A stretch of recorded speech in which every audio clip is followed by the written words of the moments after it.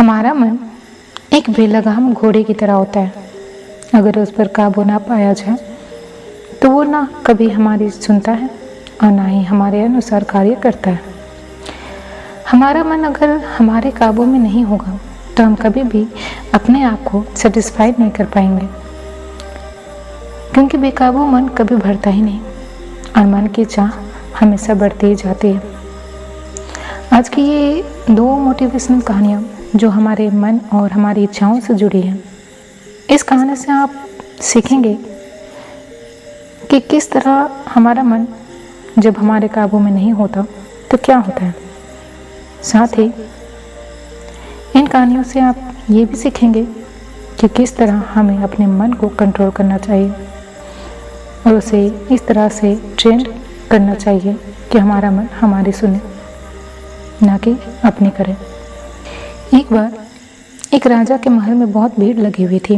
भीड़ बढ़ती जा रही थी, हर कोई महल की तरफ जा रहा था। हुआ यूँ था कि उस दिन सुबह राजा के पास एक भिखारी आया और उस भिखारी ने राजा से कहा कि क्या उसे भिक्षा में कुछ कीमती चीज़ मिल सकेगी।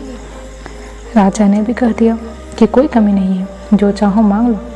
लेकिन भिखारी ने एक बड़ी अजीब शर्त रख दी। उसने कहा कि वह भिक्षा तभी लेता है जब यह आश्वासन मिल जाए कि उसका भिक्षा पात्र पूरा भर दिया जाएगा। भिक्षु ने यह भी कह दिया कि मैं अधूरा भिक्षा पात्र लेकर नहीं जाऊंगा, अगर यह वचन दोगे तो ही भिक्षा लूँगा। राजा हंसा और उसने कहा, तुमने मुझे क्या समझ रखा है? क्या मैं एक भिखारी का भिक्षा पात्र भी नहीं भर सकूंगा? और राजा ने शर्त मान ली। भिखारी भी हंसा और उसने कहा, महाराज एक बार फिर सोच लें, क्योंकि ना मालूम कितने लोगों ने यह शर्त स्वीकार की है और वे इसे पूरा नहीं कर पाए। राजा ने मुस्कुराते हुए अपने वजीरों को कहा कि जाओ, अनाज के दानों में से नहीं बल्कि हीरे मोतियों से इसके भिक्षा पात्र को भर दो।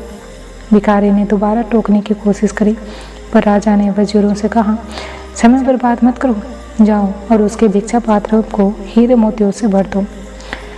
वजीर बहुत से हीरे मोती लेकर आया और उस भिखारी के भिक्षा पात्र में डाल दिए।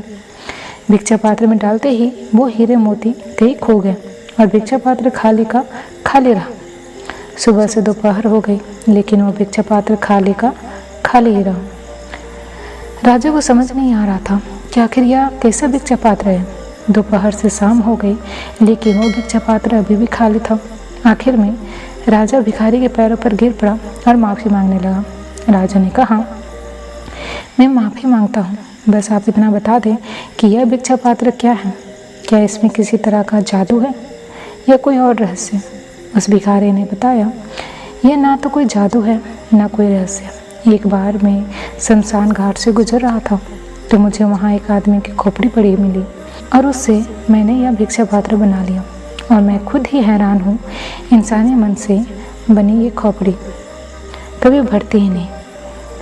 अब दोस्तों, इस कहानी से हमें जो सीख मिलती है वह यह है कि आप अपने मन और शरीर की इच्छाओं को कभी पूरा नहीं कर पाएंगे।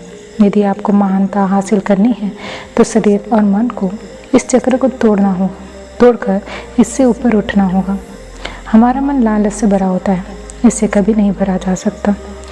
लोग सिर्फ इस भ्रम में जीते हैं कि शायद कल मेरा मन भर जाएगा, लेकिन ईश्वर ने मन को बनाया ही इस तरह है कि उसे भरा नहीं जा सकता। हमारा मन हमें हमेशा किसी न किसी लालच में फंसाए रखता है और हमें हमारे लक्ष्य से दूर कर देता है।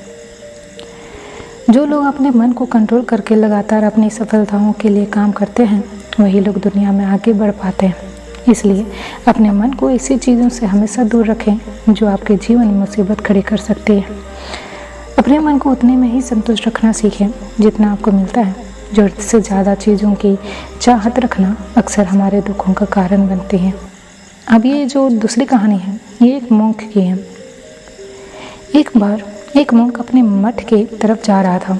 उसका मठ एक बड़े से पहाड़ के ऊपर था और जिस रास्ते में वहाँ जाया जाता था वो रास्ता काफ़ी पतला था। वो मोंक चलते चलते काफ़ी ऊपर तक पहुँच गया और तभी उसकी नज़र एक दूसरे मोंक पर पड़ी जो ऊपर की तरफ से बड़ी तेज़ी से घोड़े पर सवार होकर आ रहा था। रास्ता काफ़ी पतला था तो वो मोंक किसी तरह पहाड़ का सहारा लेकर रास्ते से थोड़ा दूर हट गया। जैसे ही उस घोड़े पर सवार मोंक वहाँ से गुजरा तो पीछे से इतने ज़ोर से आवाज़ लगाई और उससे पूछा, अरे भाई, तुम इतनी जल्दबाजी में कहाँ जा रहे हो? तो वो मोंक पलट कर बोला, मुझे नहीं पता, तुम इस घोड़े से पूछ लो।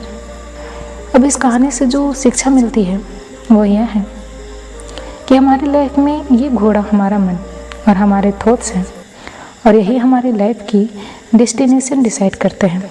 जब तक हमारा अपने मन पर कंट्रोल नहीं होता तब तक हम अपने मन के अनुसार ही काम करते हैं, और जहाँ ये हमें लेकर जाता है हम उसी तरफ चले जाते हैं। हमारा मन पॉजिटिव और नेगेटिव इन दोनों विचारों से बनता है। आप जिस चीज़ पर ज़्यादा ध्यान लगाओगे उसी दिशा में आपका मन काम करेगा, क्योंकि हम जैसा सोचते हैं और जैसे हमारे विचार होते हैं हम वैसे ही बन जाते हैं। जब तक आपका अपने मन रूपी घोड़े पर कंट्रोल नहीं होगा तब तक आपकी लाइफ में बैलेंस नहीं बन पाएगा और आप सारी लाइफ में बस भागते ही रहोगे। अपने मन और अपने विचारों को हमें मजबूत बनाना होगा ताकि ये हमें कभी गिरा ना सके। हमारे विचारों में जितनी ताकत होगी हम अपनी लाइफ में उतना ही अच्छा कर पाएंगे। अगर हमारा मन कमज़ोर होगा तो ये मन हमें कभी भी नीचे नहीं गिरा सकता।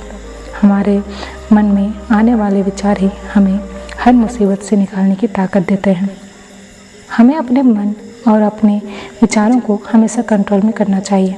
हमें अपने रास्ते अपने हिसाब से चुनने होंगे, ना कि अपने माइंड के हिसाब से, क्योंकि हम अपने माइंड को कंट्रोल कर सकते हैं। लाइफ में अगर आपका मन पावरफुल होगा तो लाइफ में कोई भी सिचुएशन आपको कमज़ोर नहीं बना पाएगी और आप हमेशा एक पावरफुल पर्सनालिटी बने रहेंगे।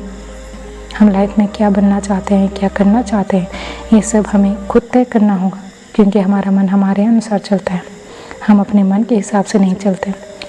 जो लोग अपने मन के हिसाब से काम करते हैं अक्सर उन लोगों का मन उनके कंट्रोल में नहीं होता और वो लोग बिना किसी एम के लाइफ में बस एक बेलगाम घोड़े की तरह भाग रहे होते हैं।